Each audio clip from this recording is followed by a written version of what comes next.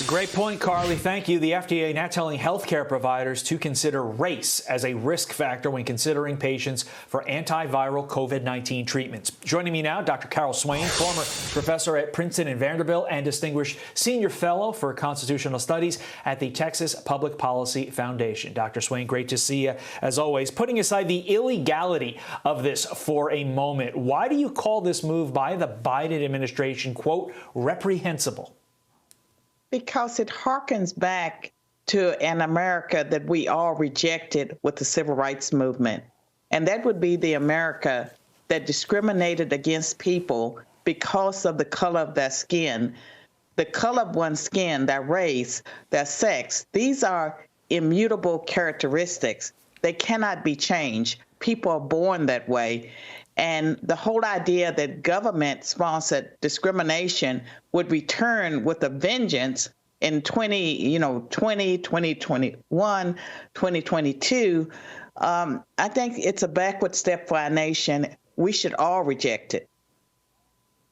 Here's the exact line from the FDA, quote, other medical conditions or factors, for example, race or ethnicity, may also place individual patients at high risk for progression to severe COVID-19.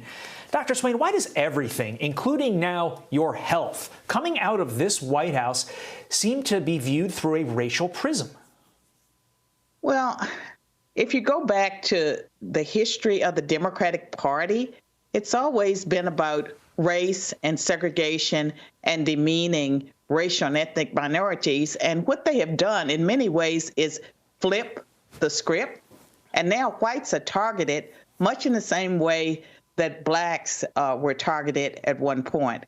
And I don't know what they hope to accomplish other than to divide Americans, keep them distracted. And I believe part of the reason why they're playing the race card the way they are is that they need the votes of racial and ethnic minorities to stay in power.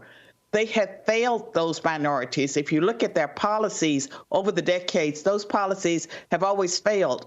And so what they've done now is to try to politicize race in such a way to make minorities believe that all of their problems are caused by white people, white conservatives, white Republicans. And so it's an effort to get people's minds off what is actually happening. And as a result, our nation is suffering.